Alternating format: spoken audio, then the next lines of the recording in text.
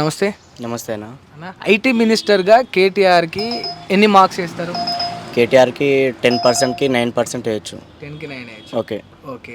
Next KTR CM అయ్యే capable ఉన్న పర్సనా కాదా? ఉన్న పర్సనే. ఎందుకంటే రేవంత్ రెడ్డికి 1% కానీ చాయిస్ లేదు. ఎందుకంటే అది చాలా విషయంగా మా ఆటో డ్రైవర్ పైన, అలాగే హైడ్రా, అలాగే జాబ్ నోటిఫికేషన్ ఇట్లాంటివి చాలా విషయాల గురించి మాట్లాడొచ్చు. ఎందుకంటే ఇంకోసారి రావడానికి వీలుగానే లేదు, అవకాశం లేదు. ఎందుకంటే ప్రజలు ఎవరు వెయ్యరు. మొదటిసారి చాయిస్ ఇచ్చినాం, చేస్తాడేమో అని అంతకుముందు వాళ్ళ రాజకీయం అంటే వాళ్ళ రాజ్యంలో చేశారు కాబట్టి ఈసారి ఆయన చేస్తాడేమో అని అవకాశం ఇచ్చారు తప్ప ఆయన చేసేది ఏం లేదు. ఉన్న దాన్ని దోచుకున్నాడు తప్ప చేసేది ఏం లేదు. అంతే. మా ఆటో డ్రైవర్కి నెలకు 12,000 ఇస్తా అన్నాడు, అది లేదు. మహిళలకు 2,500 ఇస్తా అని చెప్పిండు, అదే లేదు.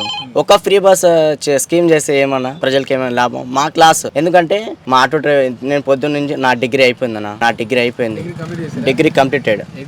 నాది బీకామ్ కంప్యూటర్ సైన్స్. అయితే నాది అయిపోయింది. అయితే జాబ్ కోసం ఎన్ని సార్లు కోచింగ్ తీసుకుంటే ఏం లాభం అన్న? నేను నోటిఫికేషన్లు ఏం లేవు కనీసం. ఎందుకంటే ప్రతిదీ ఎందుకంటే ఈ జనరేషన్ ని మారిద్దాం మరి. ఎందుకంటే మేము అన్నదమ్ములు ఇద్దరం అన్న.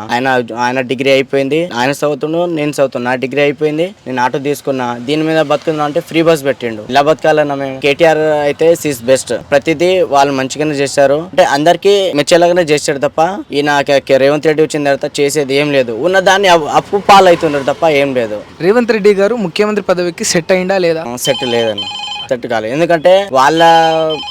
ఎందుకంటే ఇప్పుడు వాళ్ళ దాంట్లోనే వాళ్ళే గొడవ పడుతున్నారు. ఎందుకంటే ఇప్పుడు అలా సీఎం ఎవరు మాకు అర్థం కావట్లేదు. కోమటిరెడ్డి అంటాడు, వెంకటరెడ్డి అంటాడు, ఇంకా బట్టి ఆయన ఓన్ గా అనుకుంటాడు. సీఎం అలా ఎవరో ఏమో అర్థం కావట్లేదు.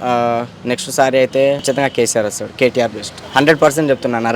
నేను రాసి ఇస్తున్నా. 100% డెఫినెట్లీ కేటీఆర్ వస్తాడు. బీఆర్ఎస్ ప్రభుత్వం నెక్స్ట్ వస్తుంది 100%. మళ్ళా ఇప్పుడు 100 సీట్లకు 10 కాదు కదా, ఒక సీట్ గెలవడం కష్టం. కాంగ్రెస్ 100% ఇది. ఎందుకంటే ప్రతి చోట